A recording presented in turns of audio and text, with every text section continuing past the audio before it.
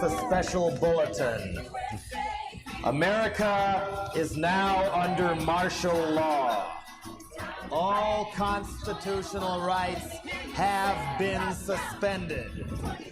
Shut up. Do not attempt to think or depression may occur. Stay in your home. Curfew is at 7 p.m. sharp after work. Anyone caught outside the gates of their subdivision sectors after curfew will be shot.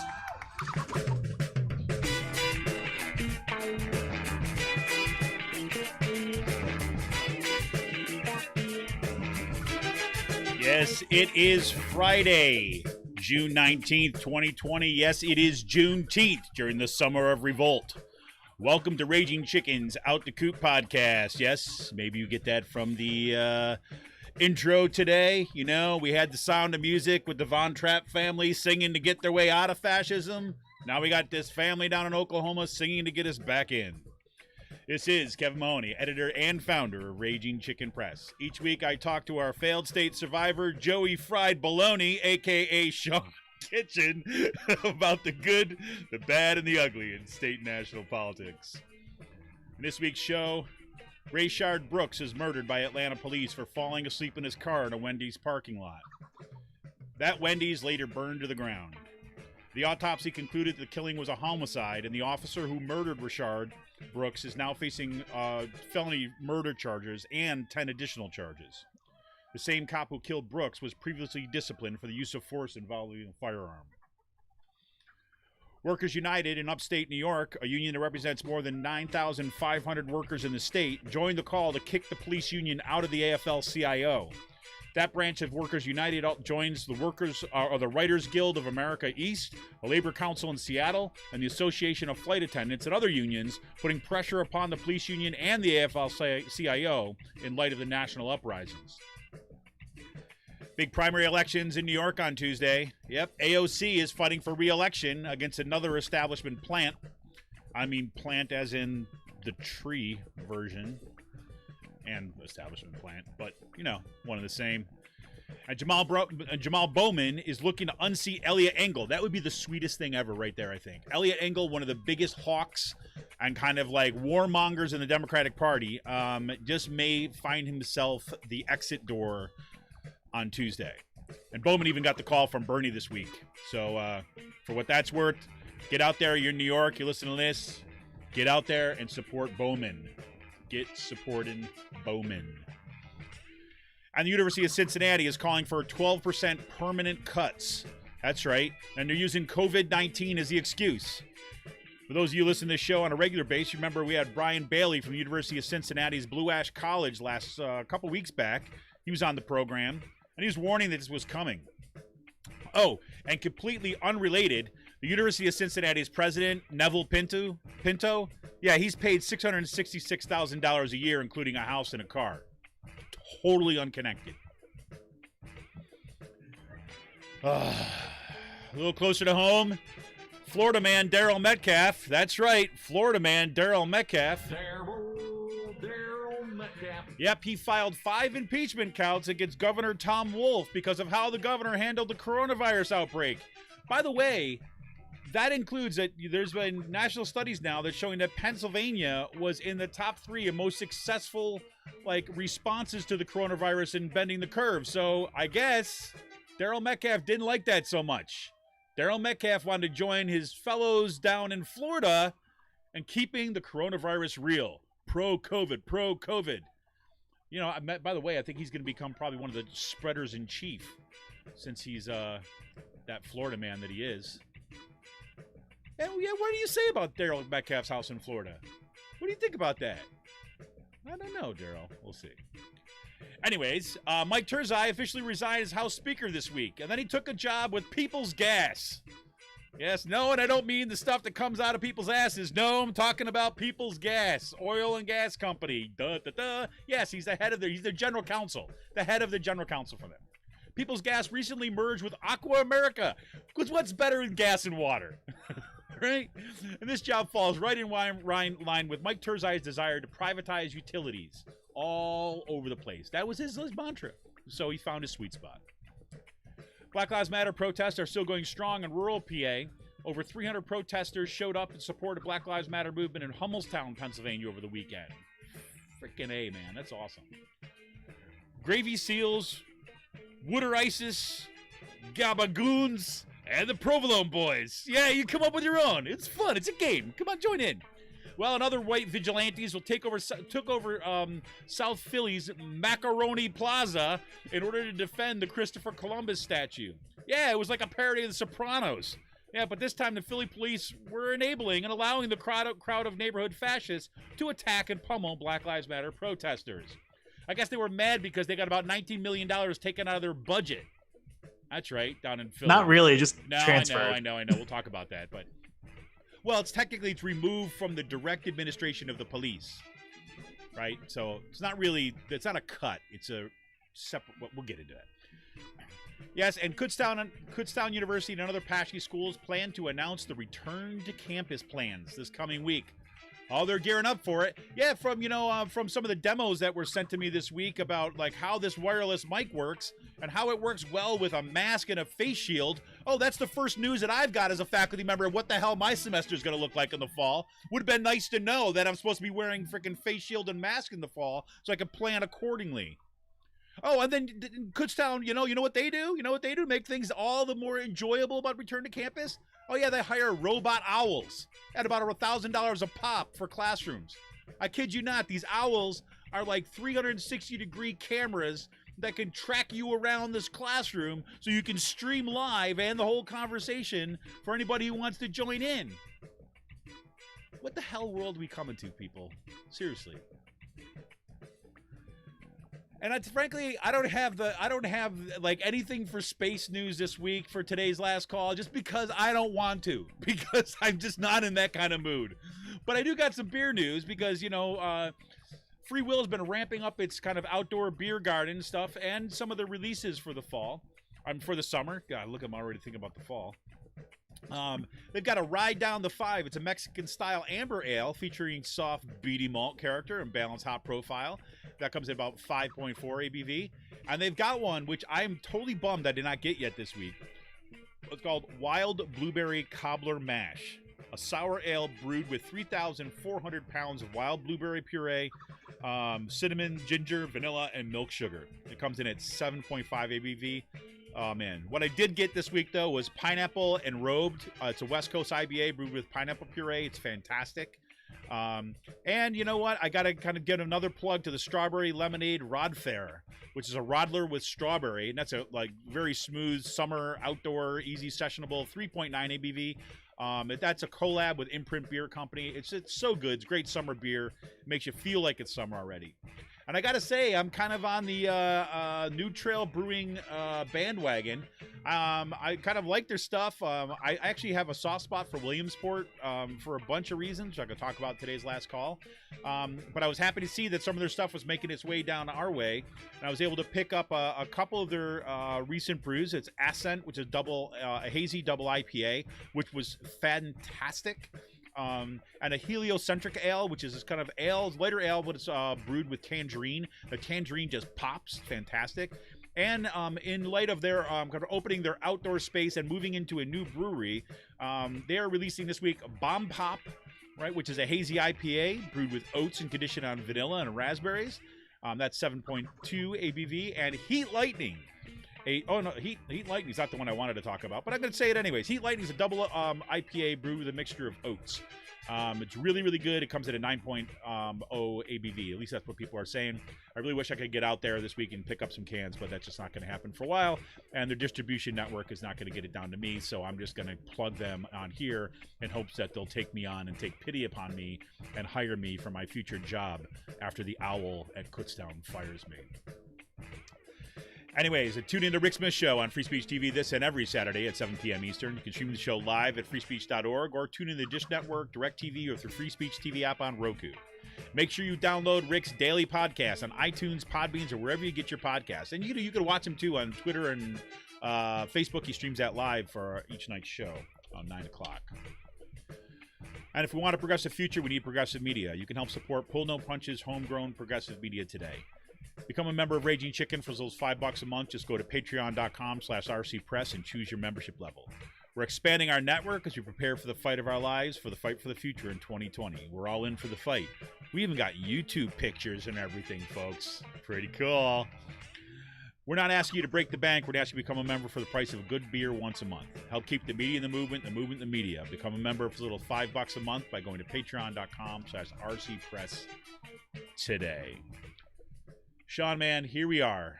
How you doing? I'm doing pretty good. How are you? I'm all right. I'm just, I have to say that this week was the end of the school year, right? And my son is just finishing, he just finished, I should say, 5th grade, and he's going to middle school next year. And it's bittersweet. And here's me talking about him right now. He's sitting over there trying to qualify for the, what is it, Rowan? Huh? Trying to qualify for what? What is it? World Cup. The World Cup in Fortnite. Because so I remember. Go ahead. Yeah, he doesn't even like Fortnite, but he's bored and he's looking for something to do. So, but yeah, so it's kind of, they had the teachers did a nice thing. They had a nice video for them, and for the end of the year, and we got to do the last day. We got to drive by, and then you kind of with your mask and everything like this. They had this like 6-foot banner, so you could kind of go up against the school and the name of the school, and they have the teacher stand on one end, and the family, and then the teacher, and and with Rowan, and that was kind of really nice. But it's kind of a sad end to the year in some ways, because it's not what we all expected. I know, and my daughter's also really missing school a lot and missing friends and stuff, and it's I think it's beginning to it's definitely wearing on me. Just I think like homeboundness and everything else. I was just thinking about this like this week. I feel like the everything that's going on has finally hit me now. Like, you know what I mean? Versus like the last 2 months. Yeah. Where it's just like, I think like everything that's just going on with this movement and just following the stuff on the news really is just taking an extra like drain out of me. Like, yeah, it's, I don't, yeah. I mean, I honestly,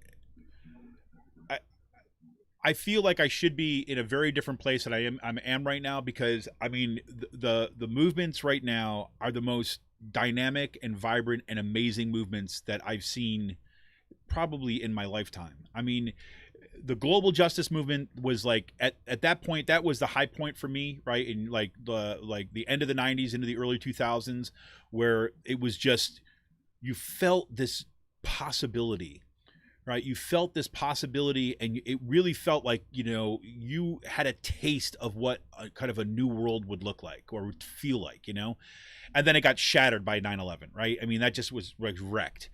And this, and in some ways, I'll put it like this. I feel like the global justice movement in many ways, for me, looking back on it, I don't think it felt this at the time, but like that was the last shot, right? That like my generation, right? Gen Xers and things like this and coming up had to kind of really fundamentally make a difference. And it wasn't just Gen Xers, obviously, but I mean, it felt we were kind of like at that moment, we were kind of, we're in our 30s at that point. Late 20s, 30s and stuff. And so it felt like we were part of this and have it dashed again. And, what I have to say is that that's been so much the experience of these movements in my life has been, you get to this thing, you start to feel something's going to happen, and then it gets crushed.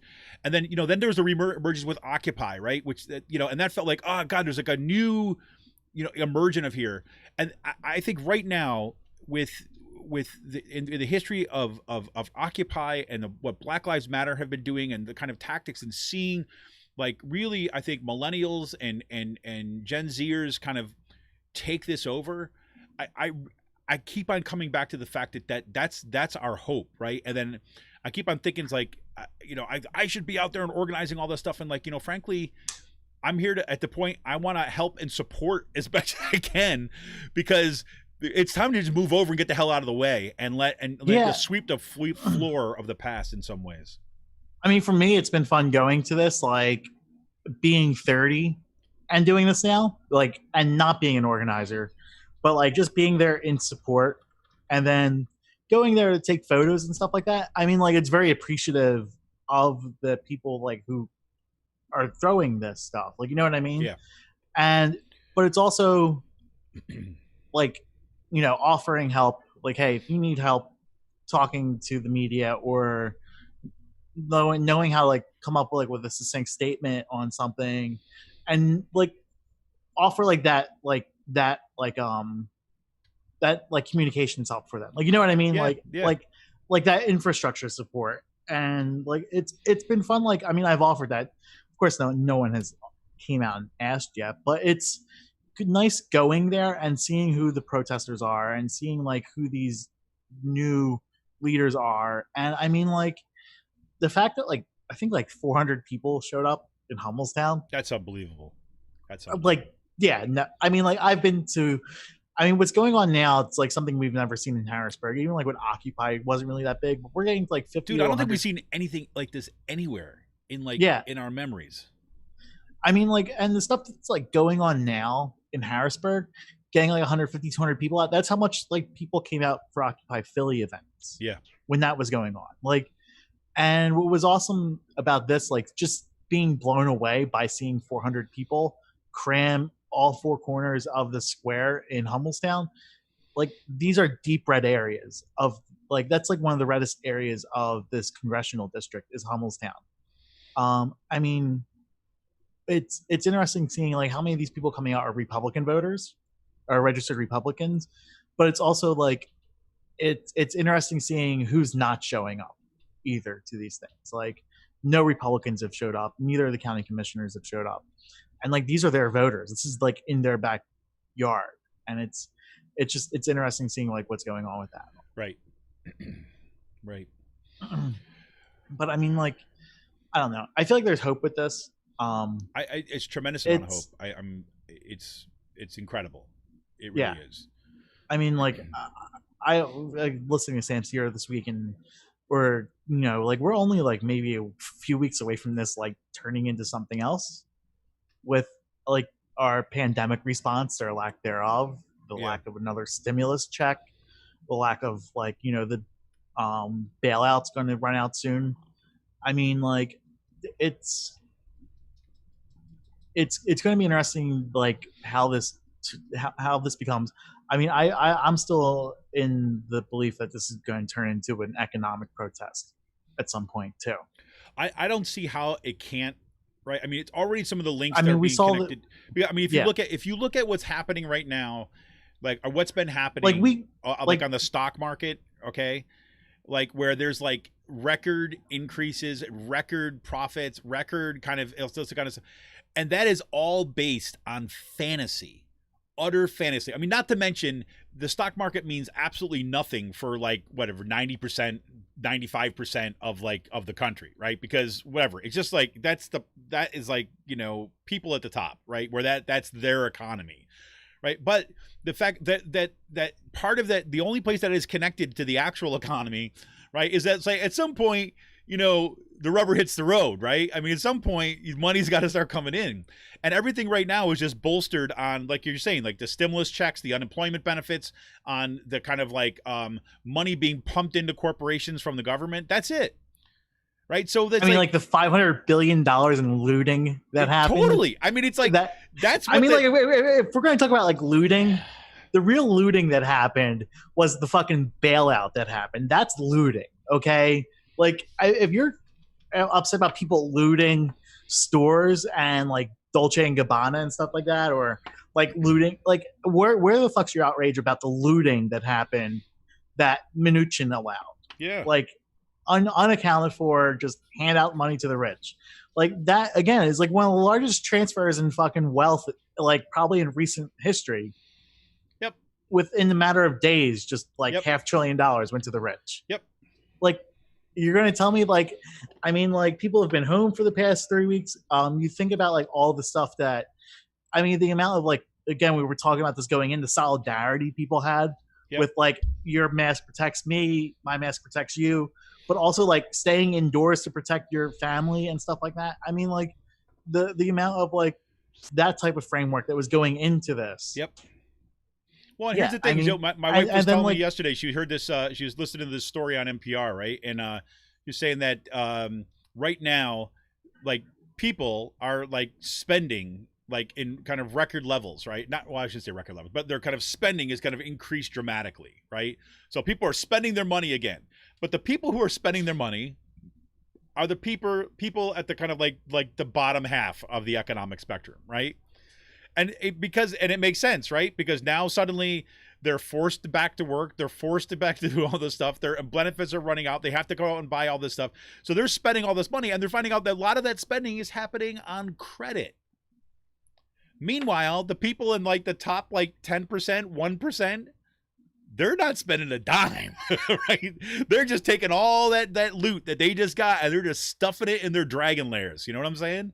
Like that's all they're doing. And so then you start doing the math, right? Small businesses are not going to be able to stay afloat, right? People at the bottom of the socioeconomic tier are going into further debt, right? Yeah. And now their benefits are going to run out. Do the math, people. Where do you think this goes? It's like, I don't know, man. Like, sorry to interrupt, but it's just like, man. No, I mean, like, I could totally see this turning into an economic protest soon, because it's like, I mean, the people who bear the brunt of this pandemic and this recession are Black and brown people, right? And it's like, you cannot fight structural racism if we allow this runaway capitalist society that we have to continue. And it's like, you think that like, and it's amazing that like Democrats like in Philadelphia are throwing breadcrumbs at protesters, thinking that'll get them off the streets. Like, my God.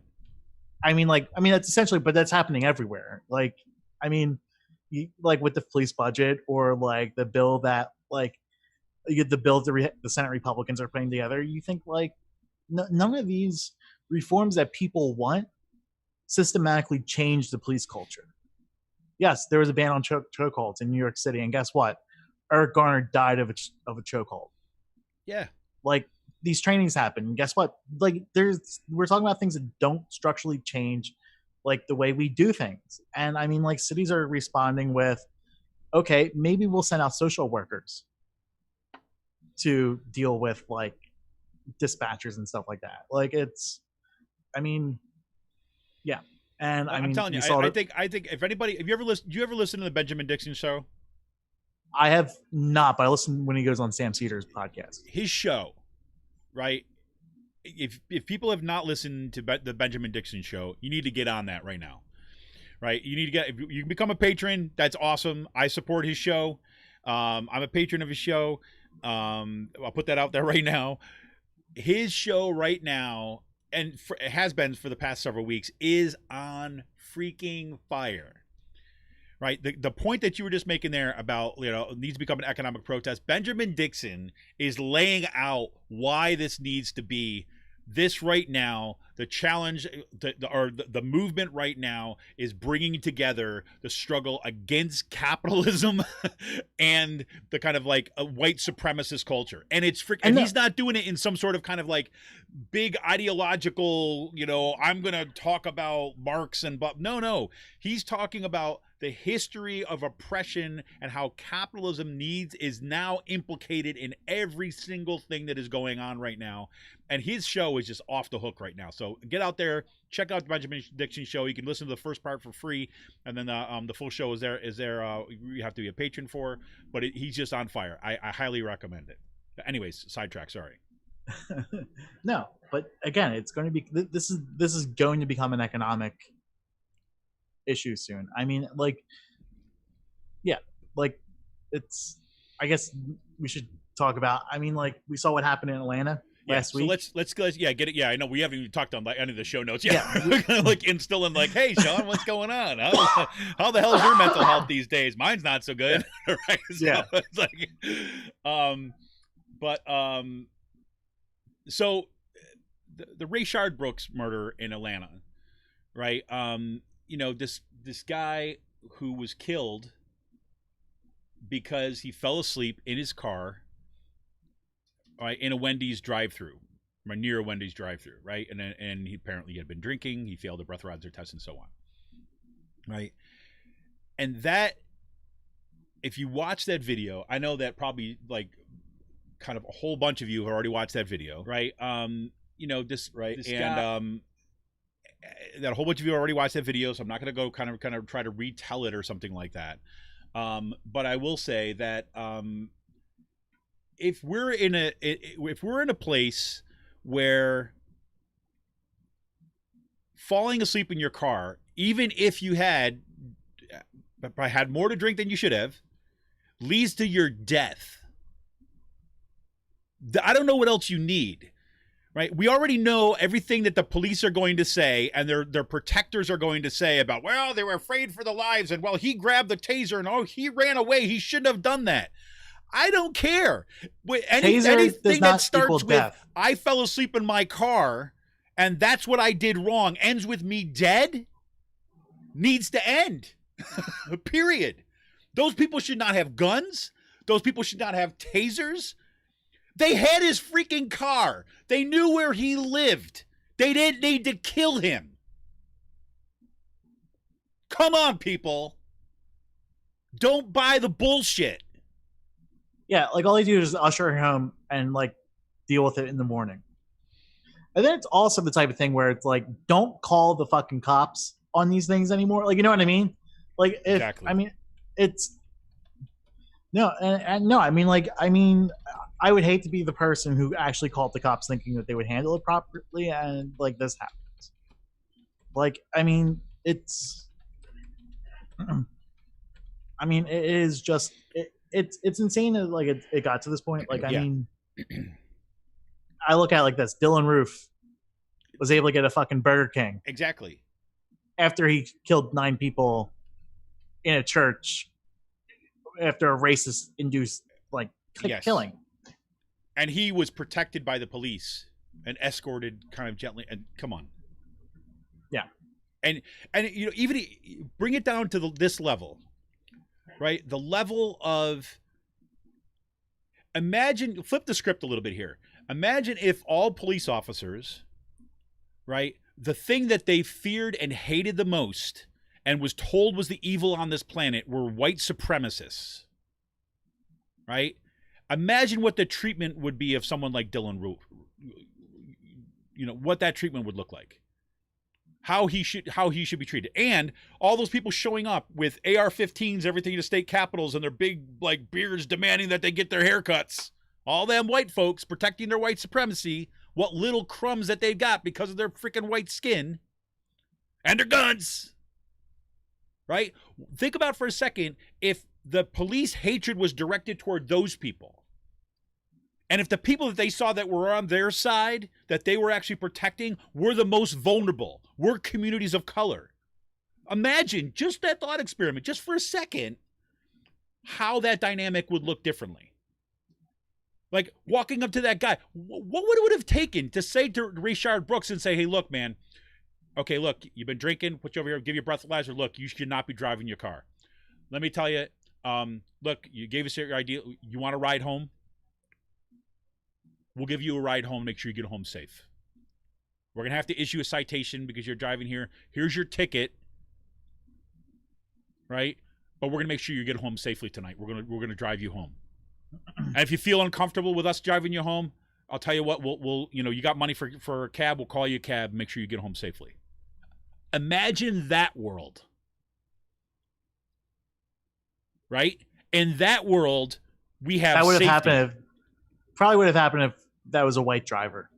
Well, that's what I'm saying. That's exactly what I'm saying. If you flip the script and just give yourself a little freaking thought experiment for a second, right? And I'm talking to those people out there right now who've got that like that narrative playing, that those voices in their head right now say, well, he shouldn't have grabbed the taser, and well, why did he run? And if he doesn't do anything, all those people, that has been implanted in our skull. That is the consent that has been manufactured in our brains to continue to support a white supremacist society. Yeah, why was he shot in the back from like 15 or 20 feet away? Exactly. Even the freaking coroner ruled it a homicide. Because it was. Right? When someone is running away from you, right? And we should say this too as well, right? The taser that he had, because people are like, oh, he pointed the taser back at the cops, right? first of all, the taser couldn't have reached the cops from where he was. Secondly of all, the cop had already said that he used the taser twice and it only has 2 charges in it.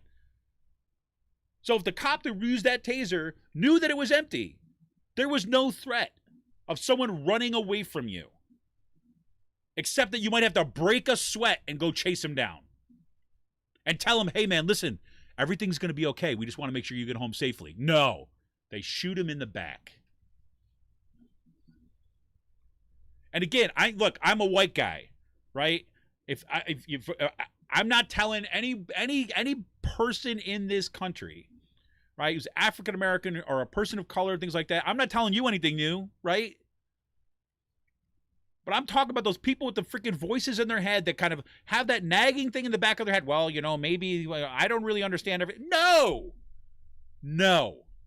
Falling asleep in your car by a Wendy's is not an excuse to be dead. And I don't know if anybody saw the video that he took about 3-4 months ago. And he talked about the difficulty of being on parole, right? Because he had been arrested before, right?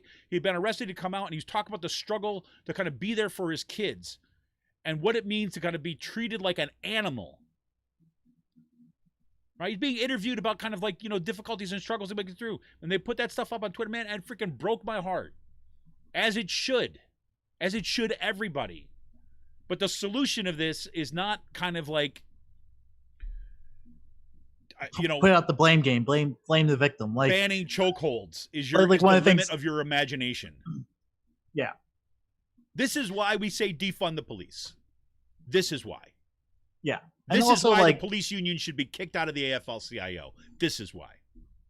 And it's also like why we shouldn't have our leaders tell us to go vote.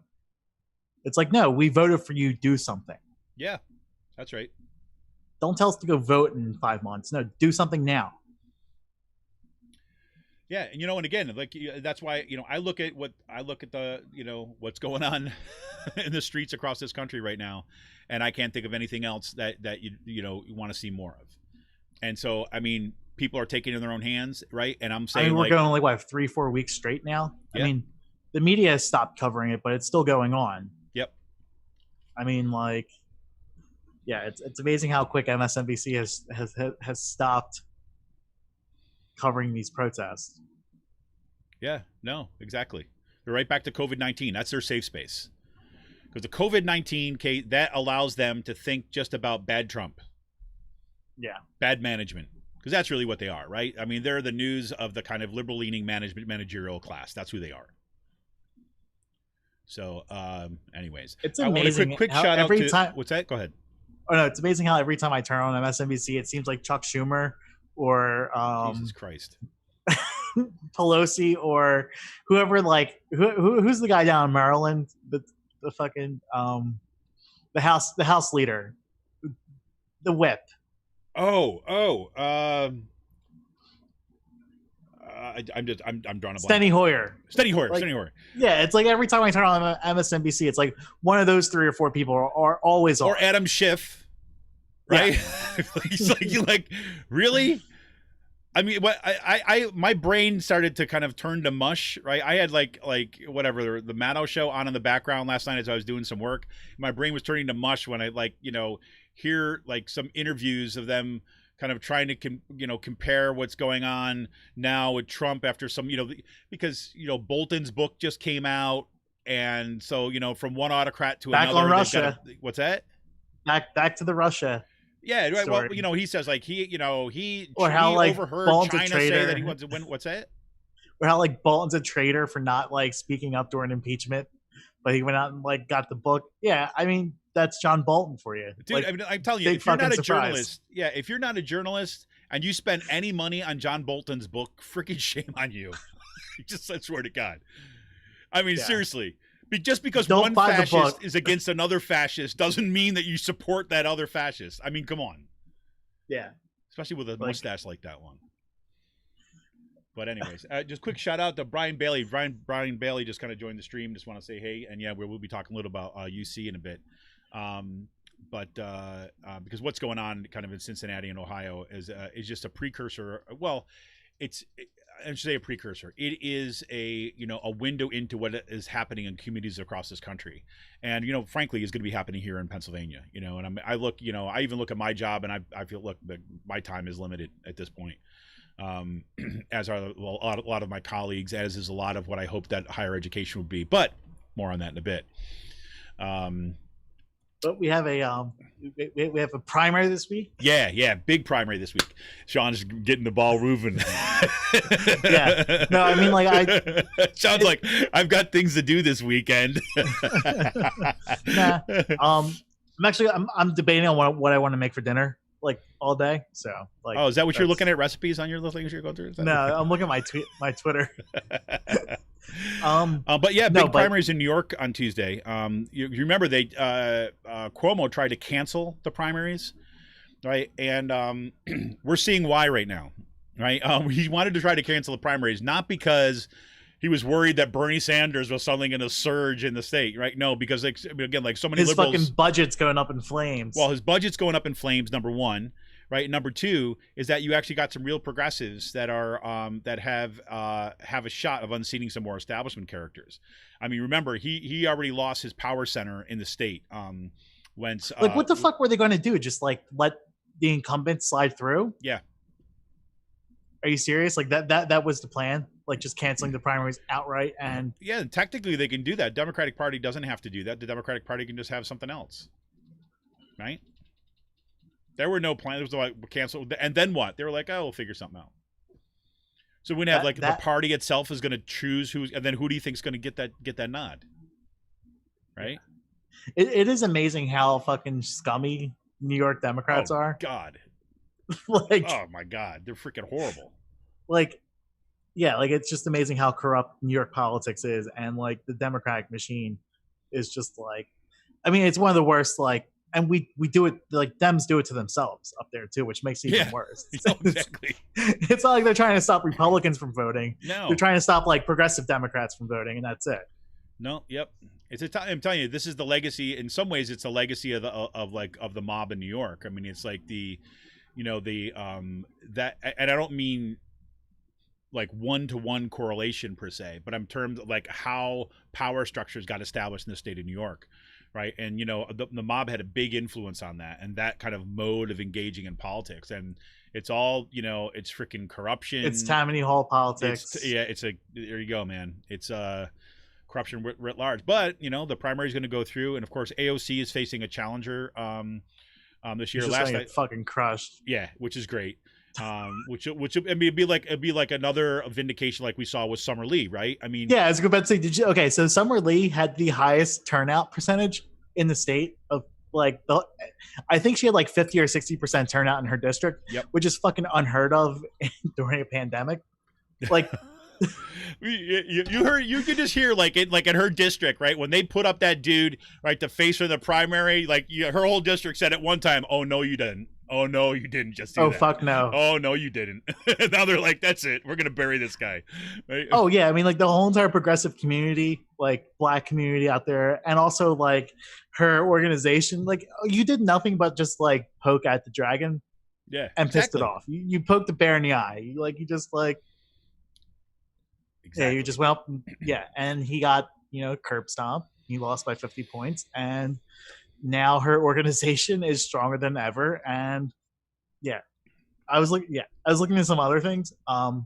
Emily Skopoff, who ran unopposed for Turzai seat, got more votes than all three Republicans who ran in the primary combined. Are you serious? Yeah, like. So she got like 7,000 votes. The Republican who won the primary got like 3,000 or like 3,500, and they only totaled like 6,000, 6,500. Yeah, she got like 700 more votes than 500 or 700 more votes than all three Republicans combined. That's running awesome. unopposed. Yeah, running unopposed. That's running awesome. That is amazing. Yeah. So, and she will be. Taking over Mike Turzai's seat in the fall. That's why Turzai waited this long to resign, because they didn't want her to win this special. Wow. Here we go, yo. Yeah, so let's go out there. And, you know, the big news, I mean, I have you seen the polling on the Jamal Bowman race at this point? Yeah. What's it looking like at this point? I think Bowman's like 10 points ahead. That's what I thought I saw. Yeah. But I mean, you pay a little closer attention to the polls than I usually do at this point. And then like the thing with Angle on the hot mic. Yeah. Go ahead, tell it. That was amazing. Like, it's just like, come on, you know, I'm here. I wouldn't be here if I didn't have a primary going on. He said that to a Black Lives Matter organizer at a rally. Yep. With like thousands of people on a hot mic picked it up, and the guy's like, "Come on, don't be doing that to me." Yeah, because he wanted to be speaking, right? He wanted the right. Come on, I wouldn't even be here if it wasn't for the primary. And the guy's like, yeah, "Don't be doing that to me." Exactly. It's like, you're not doing this to me, all right? But yeah, I mean, if you look up Elliot Engel's record, and you'll see that this guy, he's been, you know, the head. We talked about him last week too, as well. The head of the House Armed Services Committee. Is that, I got that right? And you know, this guy is a warmonger. Right. I mean, he is kind of like hardcore, like suppress the Palestinians in Israel. He's got a horrible record when it comes to Israel. He's got, you know, he's like hand in glove with the arms manufacturers. I mean, this guy is a bad character. So he's one of the biggest war hawks in the Democratic Party. And of course, Nancy Pelosi gives him, you know, put him there. Right. He raises big money, so put him there. It's amazing. Like, it's fun watching like this part of the Democratic machine just get fucking dismantled. Yeah. At this point, like, you know what I mean? Like, I mean, we watched it here in Pennsylvania. Like, no one was expecting the primaries that happened in Pennsylvania. Which nobody expects the Spanish Inquisition. Sorry, go ahead. Yeah, well, I mean, it's pretty much what happened. Like, yeah. But we'll see if that trend continues with like the progressive victories happening up there, because it will be nice having someone like Engel get kicked out of office. Absolutely. So sayonara. So if you are in New York State and you are in those districts, make sure you get out and vote and get rid of these kind of like tools that are in there in the Democratic Party. Last thing we got in kind of like up top segment today, I wanted to return to what's happening down in University of Cincinnati. And like we get a couple caveats right off the bat, right? This is not what is happening at the University of Cincinnati is not entirely unique, right? Like nationwide. Like what I mean, it's like, it's not as if there's just this group of bad people in Cincinnati, although there is that too, right? Or in Ohio or something like this. This is a window into what is happening to public higher education. And it's particularly brutal, like an overt in what's going on in Cincinnati. So if you remember, Brian Bailey, he teaches at University of Cincinnati. He said they're Blue Ash College, which is, you know, part of the University of Cincinnati system. It's a little bit different the way that the system is set up there than it is here in Pennsylvania. They have, because colleges, right? Some of the University of Cincinnati colleges, which are 2-year schools, right? Which then kind of can be direct feeders into the kind of the main campus of the University of Cincinnati. It's a kind of a really, in some ways, it's a really awesome system in many ways, because what it does, it provides kind of access to underserved communities with a kind of direct pathway into kind of 4-year degrees too as well, but also, you know, offering, you know, 2-year degrees in addition. So it's not just it's not like a community college, right, which is completely separate and distinct, but it's actually connected to the UC system, University of Cincinnati system. And I hope that Brian will kind of correct me if I'm getting any of this stuff wrong. Hey, Christopher, what's up? Welcome. Very, very cool. Christopher said too as well, kind of jumped in on the Bowman thing, so yeah, he's way ahead on the data for progress poll, which is great. But anyways, so with Brian, what Brian is sent out a series of tweets about what's going on here. And I just want to kind of read through several of his tweets here so you kind of see what's going on, and we'll do a little commentary and talk about what's going on here locally. So Brian sent this out yesterday. It says, according to dictates of University of Cincinnati, all UC colleges will now have to permanently cut 12% of their budgets. And according to President Pinto, you know, the guy who makes $660,000 a year, that dude, yeah, that guy, of University of Cincinnati, and the University of Cincinnati Board of Trustees, this is a response to COVID-19. Now, we've talked about this already before, right? So they're saying, like, you know, sky is falling, sky is falling, sky is falling. We have to cut this because of COVID-19. But when Brian and I talked about this on the show, right, clearly this has everything to do with shock doctrine politics. This is about austerity. This is about cuts. This is about decimation of the public. Okay. And yeah, so you got that. So next thing, in their magnanimity, now check this out. This is great. President Pinto of the University of Cincinnati Board of Trustees are allowing colleges to cut only 9% permanently if they can find 3% in big ticket one-time savings, if approved by the administration. So, for example, President Pinto, $660,000 cut. That'd be a good one, right? But it has to be approved, right?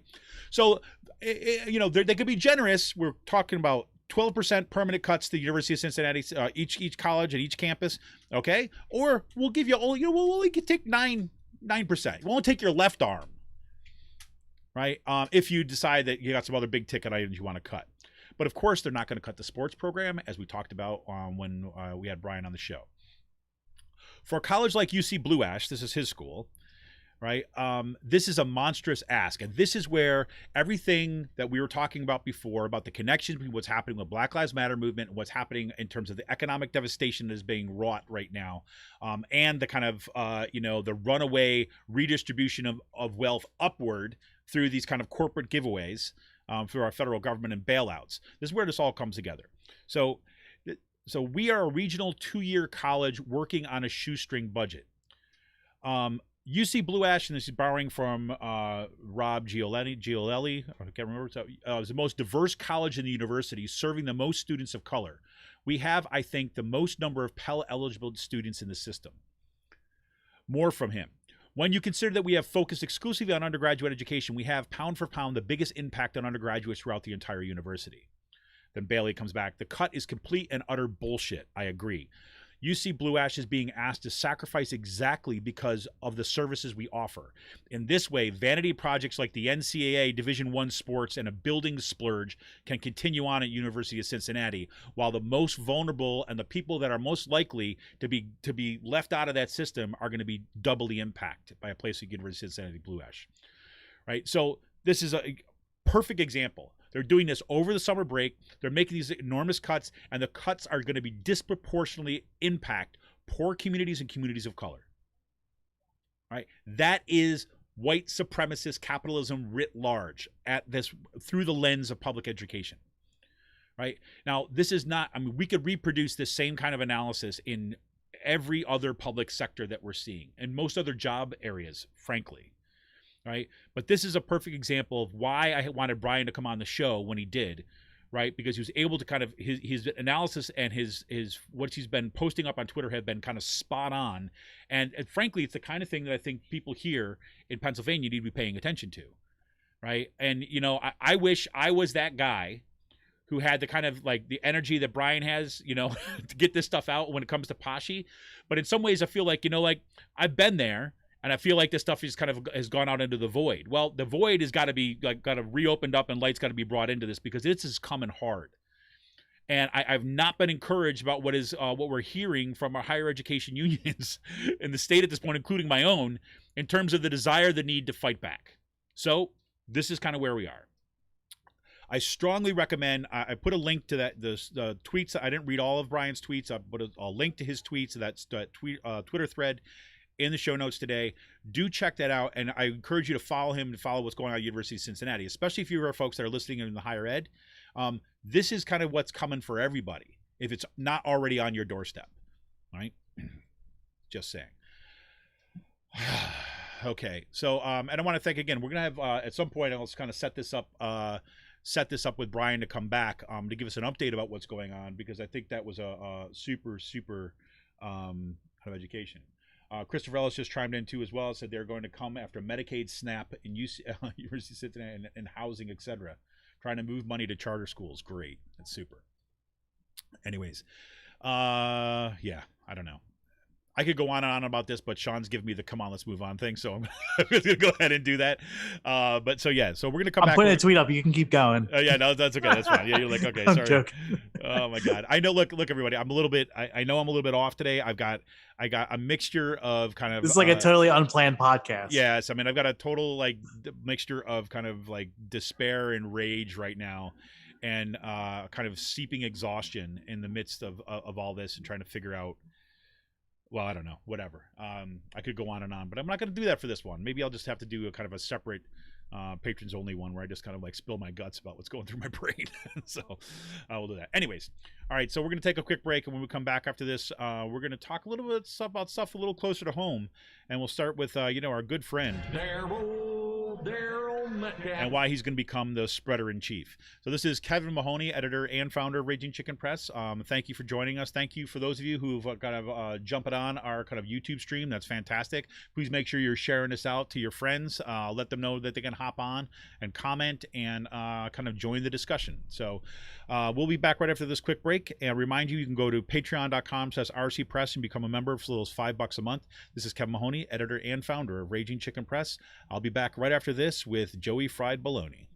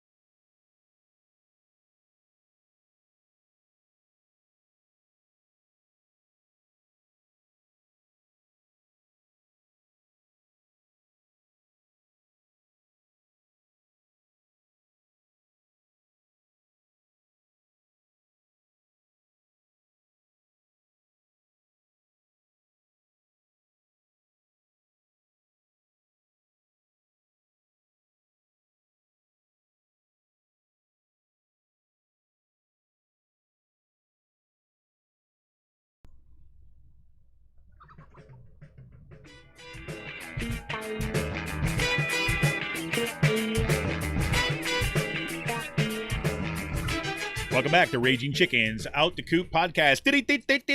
We've got some breaking news from Sean Kitchen. Sean, take it away. So I like in our group chat that we're in, someone posted a photo of State Senator John DeSanto at a ribbon cutting ceremony this morning, and he's the only person not wearing a mask in a crowd of like 40 people. Well, you know what we do for people like him, everybody. You are an idiot. Yes, it never fails to amaze me, Sean. Yes. So there's that. Oh, man. Well, hey, speaking of idiots, Daryl Metcalfe is kind of bumped up in our notice this week. Yeah, where do we want to start? Oh, I don't know. How about from... I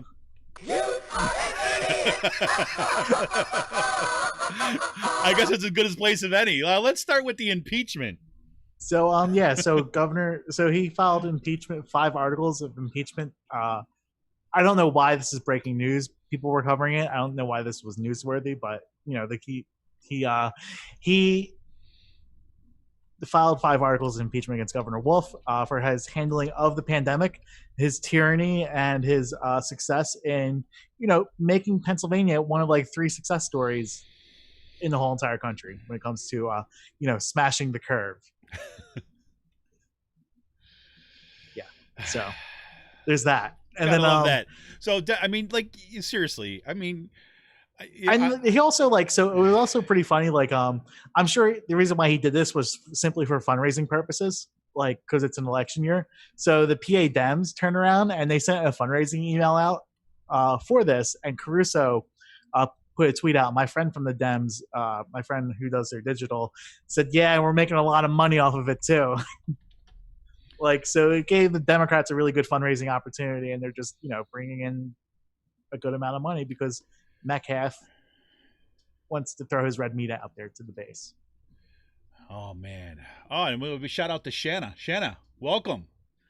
Got Shanna tuning in. Fantastic. Congratulations to her. Huge victory. We see kind of yet more folks out there turning our legislature here in Pennsylvania over. So yeah, the beautiful Daryl Metcalfe. Yes, indeed. So we've got that. So let's talk about. Should we? I mean, I don't know where you want to go from here, Sean. I mean, spreader Let's in talk about his chief. house in Florida. Yeah, let's go the spreader in chief. Let's do that. So Daryl Metcalfe, you're calling him a Florida man. Yes. Is that kind of like the new pajama boy or what? No, it's because he has a house in Florida. So he's got a house in Florida. Yes. So a few weeks ago, one of my friends, a former journalist from Philly, Randy Labasso, contacted me about this. I'm actually going to put his name out there because he tweeted about this yesterday. So he contacted me asking if I heard any rumors about Metcalfe having a house in Florida, and I did some asking around, and I found out that he does have a house in Florida. Either like his daughter does or he does, but one of his family members has a house in Florida, and he goes down there all the time, and he's been upset with the coronavirus going on that he could not be in Florida at his fucking home. Poor. And apparently, like, there were boy. some mailers sent out over this through the primary. I didn't hear anything about it, but yeah. So Randy put a tweet out yesterday. True or false? Daryl Metcalfe lives in Florida. And that's all he said. Daryl. So yeah, is it true? Maybe, but it's a fun rumor. It's a fun rumor. Florida man. Yeah. Daryl Metcalfe, Florida man. I'm just gonna say he's a Florida man. So when I put that out there, I literally had like some reps texting me and getting through to me on Twitter, like asking, does he actually have a house in Florida? So and you're just like, I don't know. There's documents with his name on it. Possibly. I'm just saying. I got this document, and there's his name, and there's a big love "Welcome to Florida" sign on it. So Yeah. I know what I'm saying. So do we know whether has he been back and forth down there during the COVID pandemic? We don't know, but I do know of a journalist who is on this story, and they they have relatives that live like in the next town over, and like they were planning on going to their relatives' home in Florida to like just cold knock on Daryl's door when the house wasn't in session. So like this has been in the works for some time, but the like coronavirus hit, so like they weren't able to do that. Because pretty hard to travel right now. Yeah. Well, but it's not hard though. I'm just saying. So what's there not are hard is like connect up with some journalist friends down there in Florida to maybe kind of co-work on a little bit of a story. That'd be kind of fun. But there are like legitimate. There is a legitimate trail to this rumor. So, hopefully it gets out in the media soon. I mean, the lid was kind of blown off over the past couple of days. Yeah. Very nice. Very nice. I just would love to see if we have if there's records of his travel back and forth to Florida during this, because again, he's been one of the big loudmouths against the the kind of closure of, I mean, obviously he's filing articles of impeachment against Tom Wolf for basically, I don't know, doing what kind of governors do, experts say we should do to keep us all from overwhelming the hospital systems. I don't know. He was being like a belligerent asshole to people at committee a couple weeks ago. Mocking the Democrats who showed up wearing masks and stuff like that. Yeah, I mean, the guy's just a freaking ass. So yeah. Could you imagine if Daryl got the Judiciary Committee spot right now? Like how fucking bad that would be. Yeah. Hey, I got a question about this. Do you know anything about this? Lebanon County is the only county that's been forced to stay in the yellow. Do you know about this? Yeah, that in Philadelphia is what I heard. That in Philadelphia, and Philadelphia apparently did this by voluntarily. I'm not sure. What's going on in Lebanon County that would keep that in the yellow? You have any idea? Lebanon County has a meatpacking plant. That's what I was wondering. Does it have to do with that has an outbreak? Is that the Bell and Evans? Yeah. So I wouldn't be surprised if that's the reason. Interesting. Yeah. Like that part of Lebanon County and Berks, they have an outbreak still. And yeah, so... Crazy. So let's talk about our other favorite person that's sitting there in the Capitol. And I have to say, I jumped the gun by deleting a bunch of the sound from my soundboard from the glorious Mike Turzai, because I was so eager that he was going to be gone. Not thinking, of course, that this is going to, I should have been more sensitive to your needs. I still love the video I got of him outside of the school. I think that's like an all-time like clip. That's one of my favorites. That's the one. Yeah. That's what I was looking at today. It was like, oh man, I took that off. Shoot. I'm offended by your sign. Yeah, exactly. Special interest people. So special interest we love person, children or something like that. Yeah. Teachers are people schools. too. I love public schools. I love public schools. I'm offended by your sign. I'm offended. So, so Mike Turzai resigned this week, and he got a job with People's Gas and Aqua America, which is what we always knew was going to happen when the story leaked out. I think he's like the head general counsel. And yeah, don't know what else to say besides he's always had a goal at privatizing utilities. He's always attacked Philadelphia for having the waterworks or for having the gas works. He went after the Allegheny Regional Water Authority. Like, if there's a private, if there are still like public utilities left in this state, he wants to privatize everything. And that's what People's Gas is. It's not a drilling company. This is more like transmission. I think not even along like pipelines, but more or less like distribution into homes and stuff like that across the state. And then Aqua America is a water company. I don't know if it's out in Western PA, but they have a really strong foothold in the Philadelphia region. And they also have that in Northeast PA too as well. I mean, if you go up through... a lot of the fracking too. Exactly. I mean, yes. That's where they've really taken hold. And we have, I mean, God, if you go back through some of the episodes here, some of the reporting that Sean did kind of ages ago on Aqua America and some of the connections with that organization, I mean, they've got some serious cash, and they've been kind of at the forefront of really working to privatize all kind of public utilities across the state. So, I mean, not just the state. I mean, they're everywhere across the country. Right. Like, they want to privatize every like regional water authority, every like municipal water system there is in the state. So, so that's where Mike Turzai's going. Continuing that legacy of just fucking privatizing every remaining public good there is. Yep. Well, see ya, Mike Turzai. I don't think we're going to miss you. All I can say on the way out... Go play with your spidget finna. Yep. And then we will be watching you as you try to decimate the things that are kind of all sorts of public. Now, the good thing, I guess, maybe the reason why Mike Turzai was really working to privatize the public schools in Philadelphia, privatize water and all this stuff, he was probably secretly working with some sort of kind of like, QAnon kind of interest group to try to protect us from the water ISIS. That's what I think. The water ISIS had taken hold, from my understanding. Yes, the water. Yes. So, yeah, take us away. Man, there was I guess people were cosplaying The Sopranos this past week in Marconi Plaza in Philadelphia. Putting it. So like, I'll just put out there, I've never watched Sopranos before. So I actually had to like look up this incident when they're defending the Columbus statue, like that scene from The Sopranos. And it was a scene. It was a freaking episode. Yeah. That's a whole freaking and it carried on, right? Like across several episodes. It's hilarious. Okay, so like this is what happened then. Like I saw like the fight scene, like when they rolled up. Yeah. Like this is pretty much like what happened in South Philly. It's banned for like several days.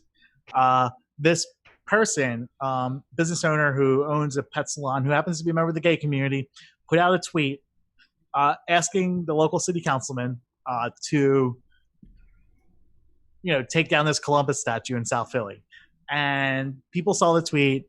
I don't know how. I'm suspicious of as to who leaked this tweet, because this is just not like something that just goes viral. Like, you know what I mean? Yeah. Like this was screenshot and put in to the neighborhood groups on Facebook, and pretty much like the Take Back Our Neighborhood. So like racist fucking South Philly people have their own hives down there. It went viral that way.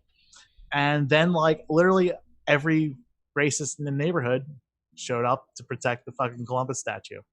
On Twitter, they were having fun on naming them. I had a couple good ones. I came up with Meatballers or the Provolone Boys.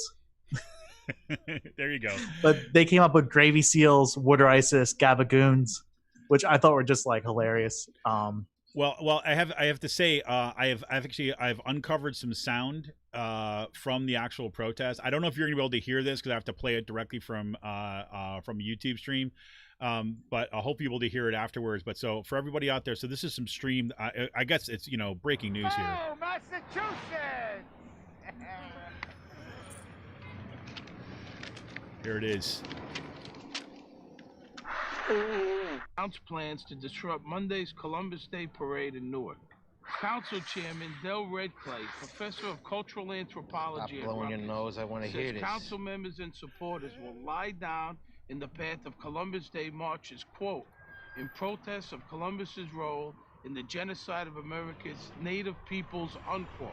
And then that's a discussion that just leads to actually sheer kind of bedlam at the moment. That yes, that was of course the beginning of that part of the anger that spurs up in The Sopranos when they read that there's some protesters that are going to lie down in the street to block the Columbus Day parade because of Columbus's role in genocide. So it's a great episode. So.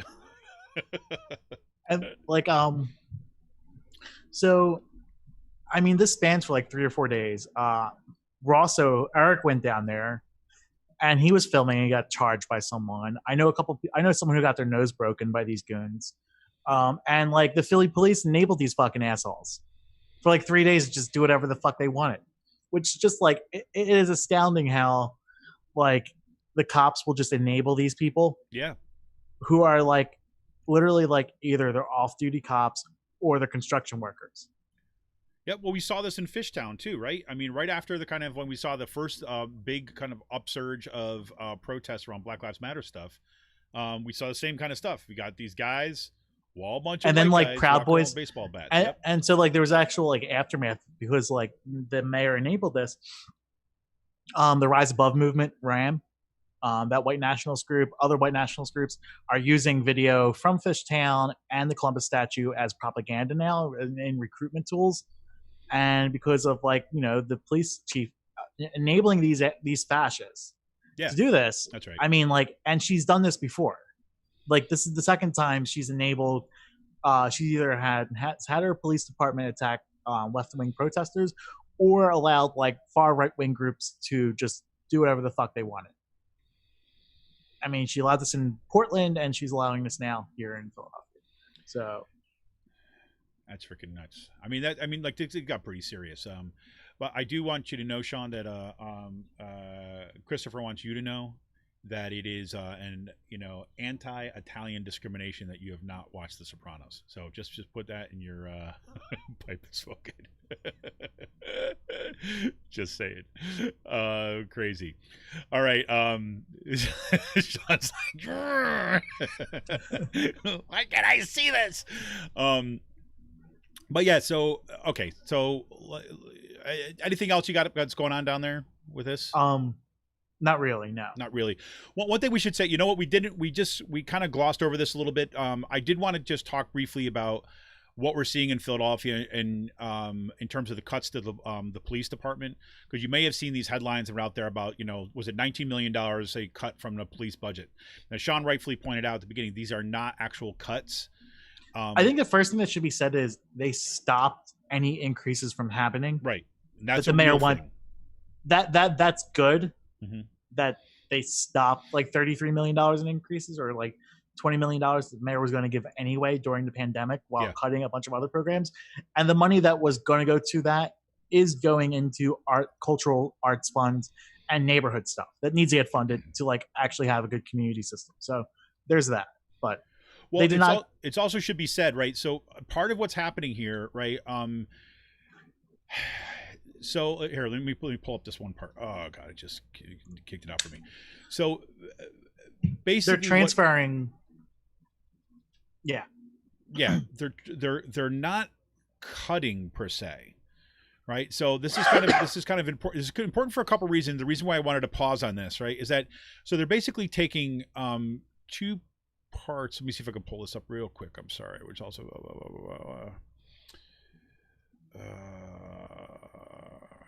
okay, so in a vote late on Wednesday, the council also moved to restore some of the money that Kenny had proposed for cutting from affordable housing, arts and culture, adult education, the African American Museum, right? So that was a pushback on the budget stuff, which was really important.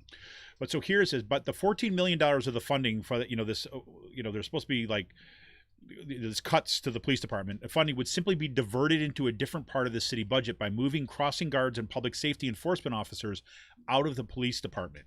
Right, the remaining cut eliminates Jim Kenney's proposed $19 million increase to the police budget. Okay, so the couple things I want to tease out of there, because I think it's important that as much it is to put pressure upon what is how serious are they about kind of defunding police through these kind of moves.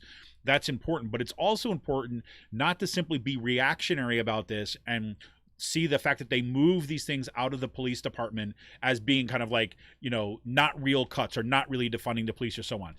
The reason why I want to put this is because we talked a lot about this last week. When you're talking about defunding the police, right? You're not jumping on an austerity bandwagon, right? And saying that, yeah, just cuts are good, that it's about retribution. It's about payback so that we're going to cut the police to somehow hurt them. Okay, the whole idea about defunding the police has to do about putting resources in better places, right? So taking it away from the militarization of our streets and putting it into offices and areas that are legitimate and important, but that are about creating public safety, not through the barrel of a gun, but through a whole range of social services. Right. So there's an interesting thing that happens in here by the fact that you're pulling out like public safety officers and you're pulling out crossing guards from the police, and you're saying that you're no longer under the police department. That is a positive move. It is a very, very tiny move. I get that. Right. But it's to say, like, look, we don't want to, and we should hold on to this narrative that it's not saying we're going to cut, so we're going to get rid of crossing guards so kids are suddenly going to be on their own on their way to school. No. It's to say there's no reason why a crossing guard should be monitored by the police. That is a public service, right, that we could value. And it is about safety, right? But it is not about safety through the enforcement of something with the end of, the barrel of a gun. That's the whole idea.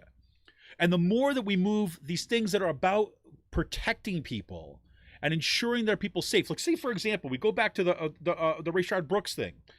If we had people that say we're kind of monitoring, think first, say, DW or DUI or things like this after bars and things like this, and then instead of giving people, say, the breathalyzer, putting them in handcuffs that could lead to the escalation that we saw there, it was about giving bus fare home. Or having a public taxi service that made sure that people could get their ride home safely. And in worst case scenarios, pull someone off the side of the road. If you find out they've been drinking and driving, you get them in the car, you get them home safely, you impound their car, you issue them a citation. But they're safe, they're not on the roads, and they're not dead. Right? That's kind of the whole idea. So again, use your critical lens when you're looking at, say, these quote-unquote cuts to police forces that are going on. Because a lot of it is, as Sean was kind of pointing out at the top of the show today, a lot of it is about like the breadcrumbs that are trying to make people go away. Right? But there are some other parts there that are actually positive in those moves. So let's not throw the baby out with the bathwater here. And let's certainly not get into some sort of weird austerity mindset that we say, like, who can cut the most from the things that they don't like. Right? That is not where we want to go. So Sean has found something else funny on Twitter. Sean, you care to share? No, Chris is shitposting in our group. And I was just realizing, like, my couch is a fucking mess behind me. But like, so I want to put out there, I will be moving probably within the next month or so, into the apartment above my current apartment. That is not a shoebox anymore. And is Sean doxing himself? No. Yeah. Pretty much, but like I actually went up there this past week, and the office layout, it's like I've gone from like shitty small like bachelor flat apartment to like graduated to adult person apartment. Adult person apartment. Yeah. Is that what happens at no. 30? Is that happens at 30 now? Yeah. I didn't know 31. when that happens. 31. It used to be 21, but now it's 31. Okay, all right. But no, like, so I actually like checked out the layout of the room upstairs from my apartment, and I will have like an actual office, which is awesome. Yeah, that's great. The front has like a gap, so it has like a built-in like, which was awesome because I was thinking about getting a new desk for everything, like if I moved upstairs, but they have a desk built into the wall between like the front, the wall facing the street, and then like there's a closet and there's like a desk with like a shelving system there. Nice. Which is pretty awesome. Yeah. So if I can get them down to like $950 a month, I'm taking it. There you go, man. There you go. It's my goal. Yep. All right, got one last thing here. So I mean, Chris, usually we do the apartment review stuff in the last call, but we're kind of all over the place today. So, anyways, but yeah, no, but Chris, I want to address that because Chris put that in my group chat. There you go. All right. So, last thing I want to point to is that Kutztown University and other PASSHE schools plan to announce the return to campus plans for the coming week. And let's just say my guess is probably Tuesday or Wednesday that we're going to actually get these rollouts. And there's been a whole lot of concerns that are raised. The biggest of which is like, people are making decisions out of the light of day. People are in like some sort of freaking dark room someplace. There, people are coming up with these plans. And the main people that are involved with this that are going to be impacted by this, meaning faculty, staff, and students, are not being informed of the decision-making process and certainly have not been included in the process. Now, the administrations will say like, oh, we have our faculty consultants and we have our student representatives that we're doing. And that may be true. There might be some faculty members that are on these things. I know there's a couple kind of faculty members that are on, in Kutztown and some other places, some students. But they're not telling all of us about the decision-making process. We're not being asked to kind of raise up issues and concerns about what's going on. Right, they're about kind of communicating to us about what they have decided. Right, so this is going to be pretty significant in terms of what the return is going to be, especially with the kind of coronavirus. And all I'm going to say with this is that we have an opportunity right now in this return to fall. Right, because look, I don't think there's. If the hope is that we can stop them from having this return to the fall, frankly, maybe I'm being too cynical about this, but I don't think we can do that. Right. I think we need to take a different tact. I think that basically in the return to the fall, basically what needs to happen is that we need to make demands about what the university will be. Right. You remember I've talked about the Healthy Campus Bill of Rights on this podcast before. We started this Healthy Campus Bill of Rights back in the spring.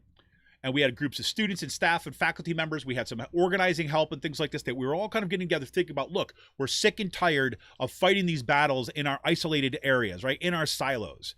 Right, as like you've heard me talk like extensively about the mold in my office building and what it's the minutia that we've had to deal with and the denials from our university president and from the administration from a long period of time, not just this president, Kenneth Hawkinson, but the president before that, about denying that there's even been a problem. So like Mike Gambone in particular at Kutztown University as part of ABSCUF, he basically had to kind of recruit the Pennsylvania Department of Labor and Industry to come and monitor our building and kind of produce results just to get the university to budge on it and admit that there was a freaking problem, right? And it's not just my building. It's like where we have public safety officers in their building, there's mold all throughout their basement where their offices are being held. That we found out that there was like, problems in multiple buildings. I can remember like years ago when there were several people, women who were taught in the dance program who were sickened because there were sewer gases seeping up through the floor of a building and that the administration denied that there was ever a problem. And they were hospitalized as a result of that. Right? I mean, this has been ongoing for so long. Students have had to fight the administration when it comes to bed bugs in their dorms, right? And they were threatened that if they told anybody about the bed bugs, that would be a problem. Why? Because the university is more worried about their freaking PR image than they are about the health and safety of individuals on the campus. Right? We know, we've talked about this before, is that we had an adjunct faculty member who had found out right at the beginning of the semester that they had to have surgery, otherwise they were going to die. The administration looked to say, you know what, you don't have enough sick days in order to kind of take the time off that you need to recover from that surgery. So instead of like listening to us as other faculty members say, hey, listen, we'll donate our sick days to that person. Nope. Instead of that, they cut them off. They cut that person off, and then they lost their health insurance, and then we got together on our own to pay for their COBRA because they couldn't afford it on their own. So the university is willing to let people die. As they say, we're a caring campus. It's in their freaking new mission statement that they submitted to Middle States to fill that little bucket of bullshit, right? In their kind of and to save their accreditation, and so that that's the kind of stuff that's been going on. Some of the things. I mean, I could go on and on and on, as Sean knows, right? I could go on and on about this, but the Healthy Campus Bill of Rights was the opportunity where we said, you know what? When we're talking about health, we're not just talking about I get to go and I don't have to breathe air that is filled with mold spores. Not just that. It's about systemic discrimination, right? African-American students, African-American faculty of color, students of color on our campus have long brought issues forward about kind of discriminatory acts by the administration, right? You take a little scratch to the housing department at Kutztown University and some of the garbage that goes on here. I've had students tell us, for example, that they were denied promotions, students of color, right? Because they said that, well, you just don't kind of fit the family. Which family exactly? White family? Right? Only whitey on top up there in Kutztown's housing? Is that what it is? We've had, in fact, if you look at the statistics, and like you have faculty of color who've been arguing this for years, that you look at the workload, number one, and you look at the promotion and tenure rates of community college, and historically, they're lower. And we've had freaking awesome people at our campus. Student evaluations. You find out that they rate black students or black faculty members lower than they rate white ones. Right? I mean, a whole bunch of stuff like this. But everyone's kind of fighting these battles and these kind of things. So we said, look, let's start. Let's work on this thing. Let's work this thing, a Healthy Campus Bill of Rights, where we're talking about health, yes, physical health, right? Making sure that with health, the air that we breathe, all that kind of stuff is healthy, like the COVID-19 stuff coming up back in the fall. But also healthy means health and safety also means making sure that it is healthy, a healthy environment for low-income students, for African-American students, for immigrant students, right? Making sure that there is policies and that there's procedures to ensure that there is no white supremacy on our campus, right? Making sure that if it's a community of caring community, as Kutztown University says it is, well, guess what? We actually have to act on that and put resources there. I don't care about your new portico for your administration building so that you can entertain potential donors. I care about students who were lost after we went to all online education this fall because they didn't have sufficient internet access. I'm talking about like the third of students, whatever the final number is, that basically just disappeared. Where's the caring there? And now we're going to be heading back in the fall where it's going to be all, they're investing all this money because they're broke, right? They've got no money. So they're going to spend $1,000 for these robot owl things that can basically monitor your classroom from 360 degrees and follow people around the room based upon their voices so that they can stream live through Zoom these classes in some sort of mixture of some days this group of students is there, some days this group of students is here. Right? What's the infrastructure? How is that going to be supported? What kind of training is being involved in that? What's the cost of all the equipment, all those nice little Rode wireless mics that you bought? All this kind of stuff is brought together. And so the Healthy Campus Bill of Rights was just getting off the ground. We had this town hall meeting with students who told us devastating stories about their experience. So students with disabilities, kind of women of color, like women in general, right, who were sexually abused, right, on our campus.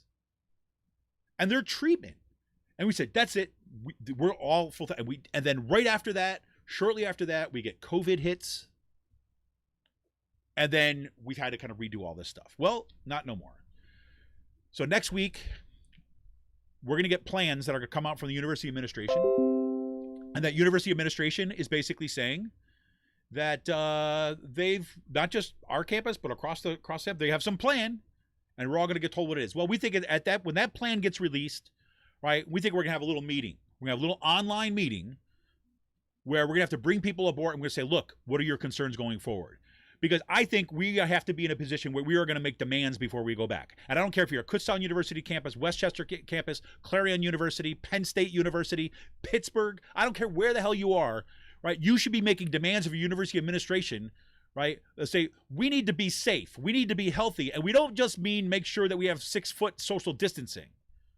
We mean that our campuses have to be places for resistance to white supremacy, a resistance to exploitive capitalism, a resistance to a culture which privileges the bottom line over people's lives. And that's where we're going, folks. I mean, it is not time to sit back and hope for the best. It is time for full-on, all-out resistance. And if we don't do it, it's on us then. If we think for 1 second that the administration, that the governor, that the representative, whoever are going to take care of things for us, that we can sit back and just pretend that it's all going to be okay, it's not. So, let's do this. Let's do this. Anyways, that's what I got to say. We'll have more on that next week. Obviously, and I'm looking to do a kind of a special live session. We can do a call-in session once that stuff is released. So look for, follow us on our Facebook page and our Twitter account. I want to do a live call-in one for that. That will not be a live stream on YouTube, but rather it will be through Podbean, because that allows for call-ins and kind of talk back where we can actually have conversations, because I want to see what's going on. There'll probably be an evening one. That'd be my guess, simply because, I've got kids, stuff like that. Anyways, that's my rant, my rage for the end of the for the end of that segment. Anything else you got to add, Sean? Nope. Nothing much. All right, man. Well, this is Kevin Mahoney, editor and founder of Raging Chicken Press. We're going to be right back with this week's Last Call Beer.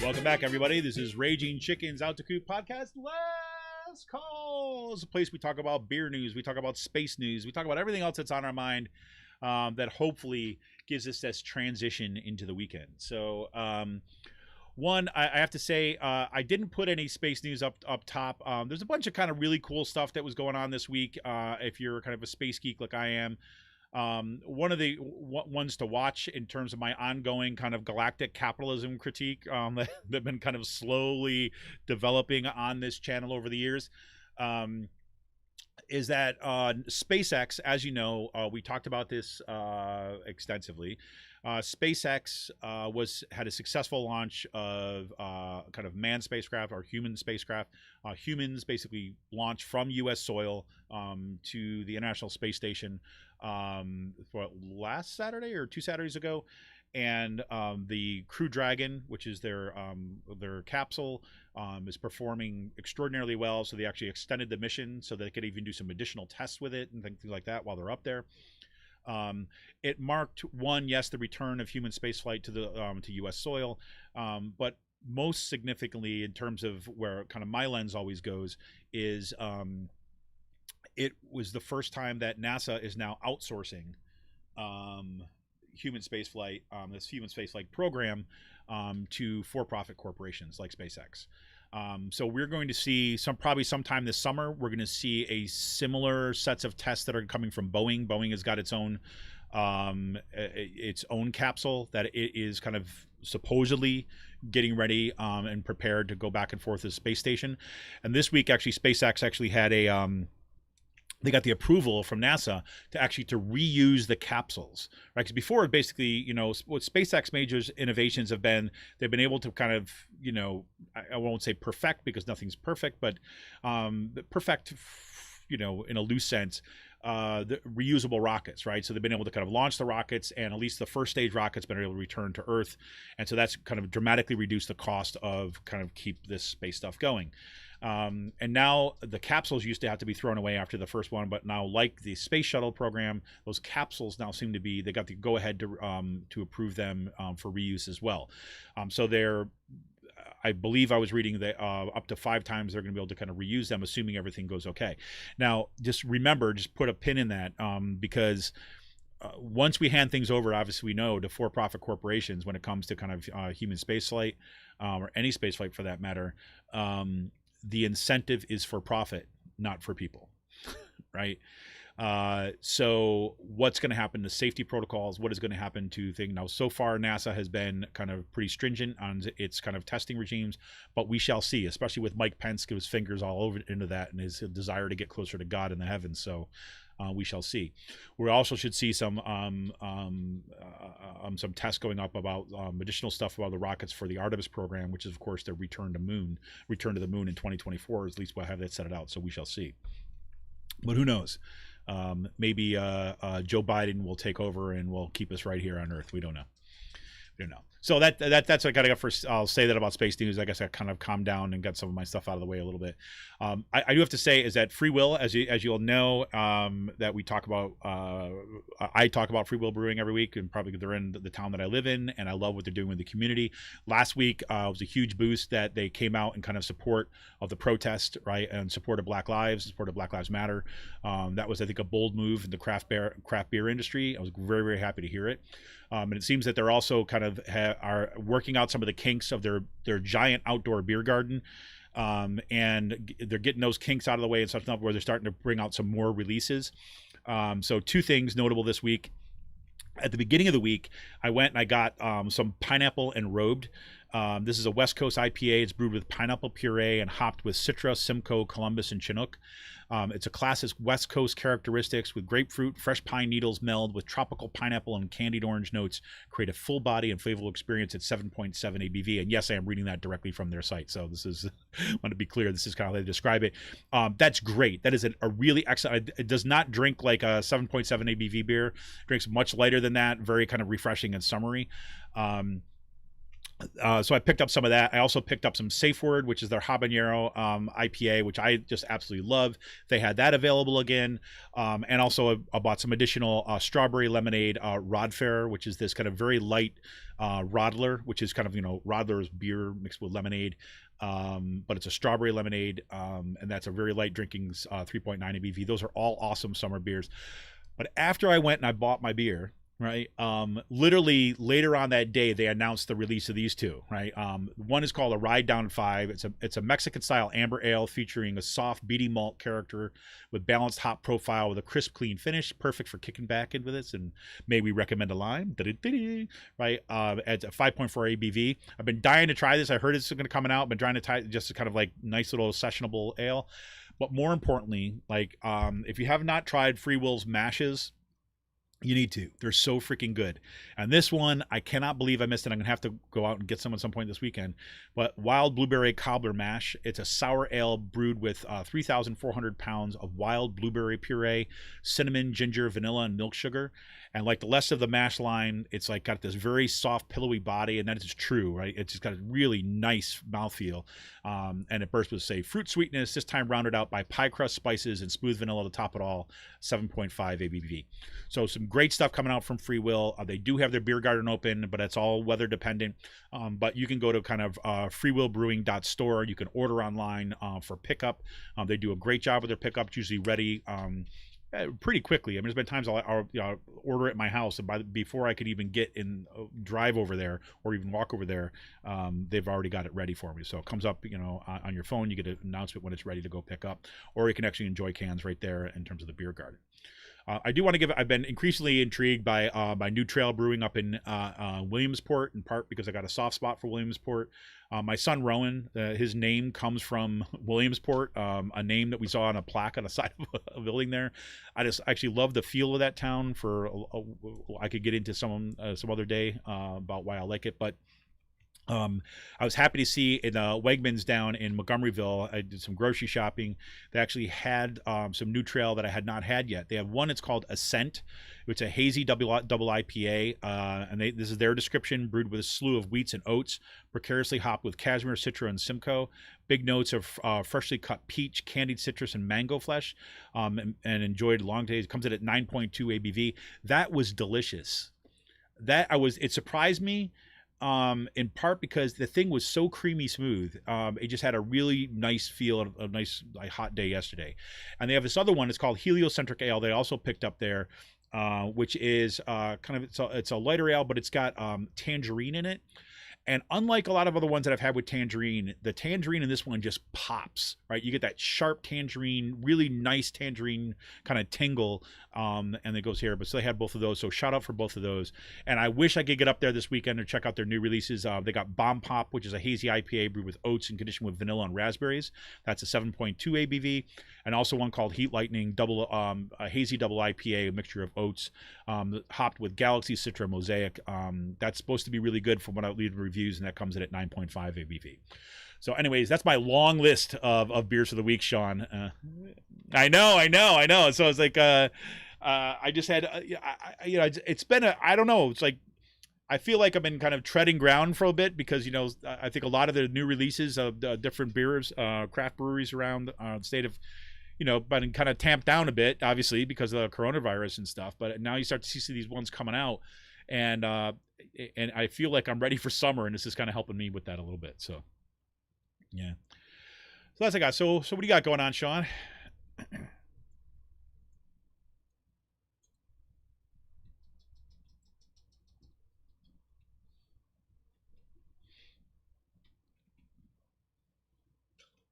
Uh-huh. Yeah.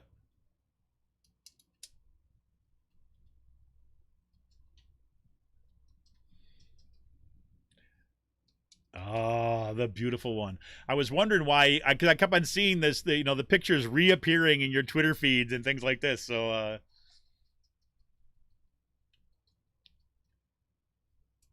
did you do like billboard size? Please tell me you did billboard size. Ah. I'm just joking. That's awesome.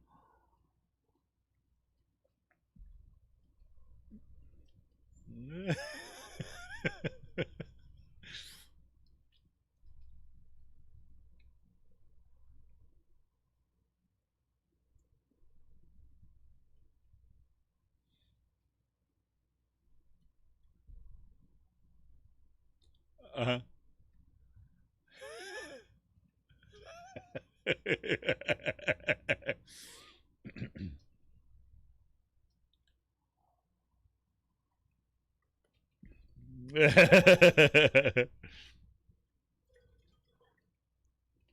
That's awesome. That is awesome.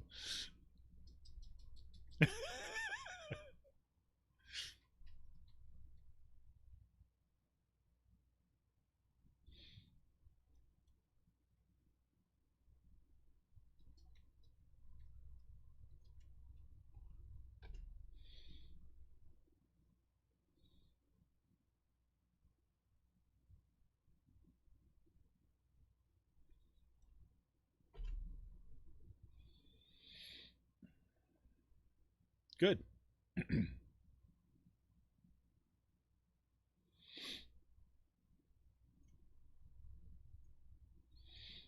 Well, you said, I mean, everything, you could only get there by appointment anyways at this point, right? I mean,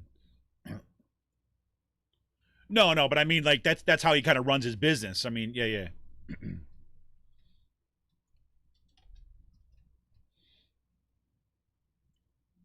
Yeah, that's what I mean. It's like, so it's not like he's hurting for customers, is my point.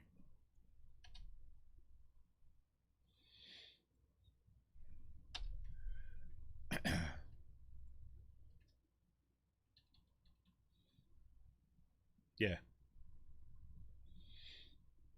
Well, cool, man. Cool. So, you got anything kind of scheduled for the weekend?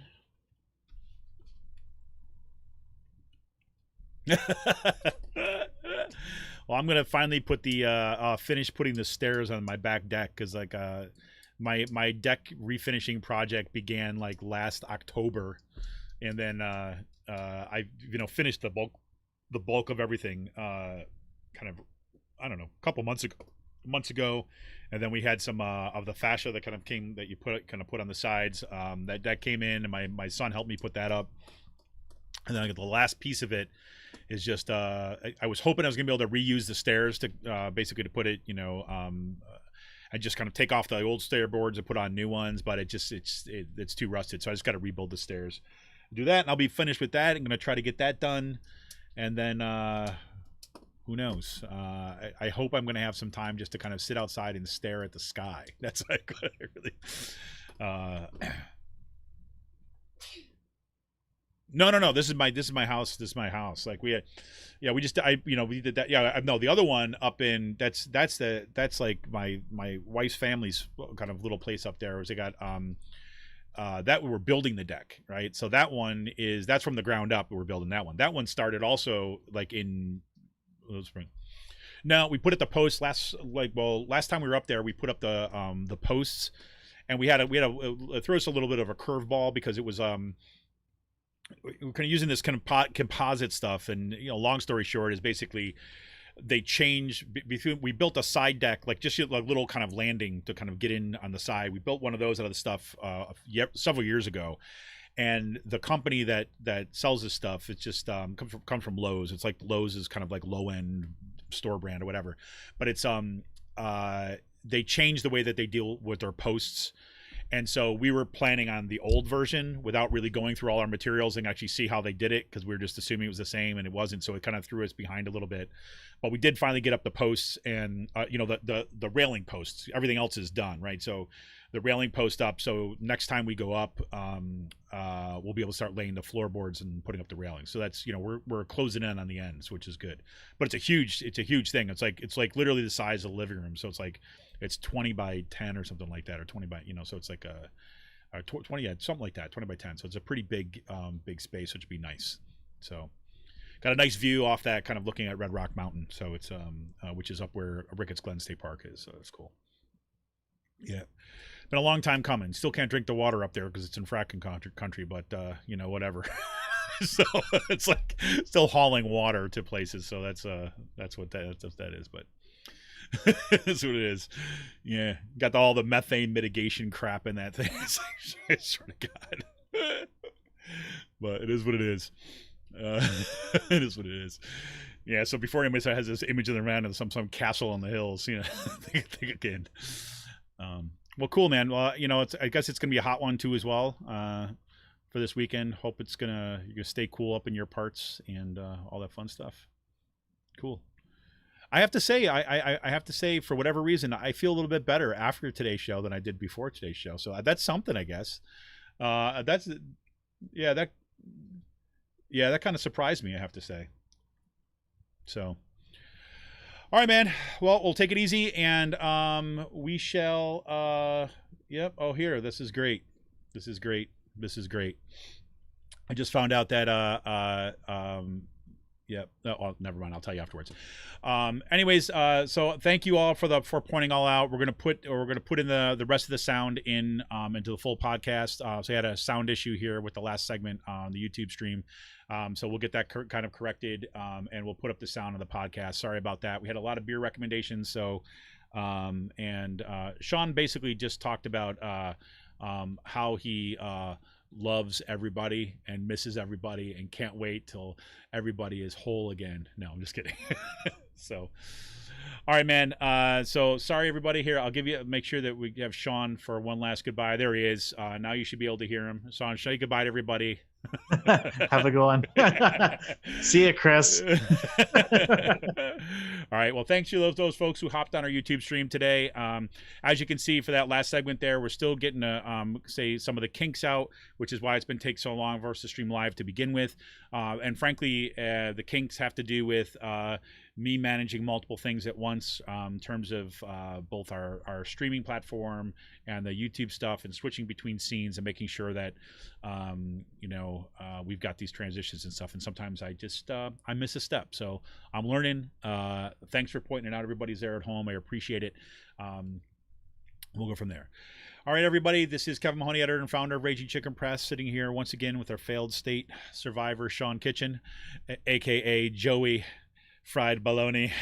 Which I love it. Someone was telling me over the weekend that they love how I'm changing up my Twitter names. Yeah. And I had to make fun of the cop who's just like went on the rampage. So why not? Yeah, so why not, right? Well, there you have it. All right, everybody, it's Kevin Mahoney, editor and founder of Raging Chicken Press. Thank you all for tuning in, and we will see you next week. Look for some sort of kind of live program, some point in the middle of the week next week after we get the announcements about the return to campus plans for the PASSHE schools. That's going to be happening, and then hopefully I'm going to be able to kind of get some additional kind of interviews. I mean, I know Brian's there too as well, and like to have Brian back at some point too as well to give us some updates of what's going on the ground out in Cincinnati. So, all right, this is Kevin Mahoney, editor and founder of Raging Chicken Press. We'll talk to you all next week. Have yourselves a good weekend. Be safe and stay in the struggle. This is Kevin Mahoney, editor and founder of Raging Chicken. We're signing off for the week. See ya!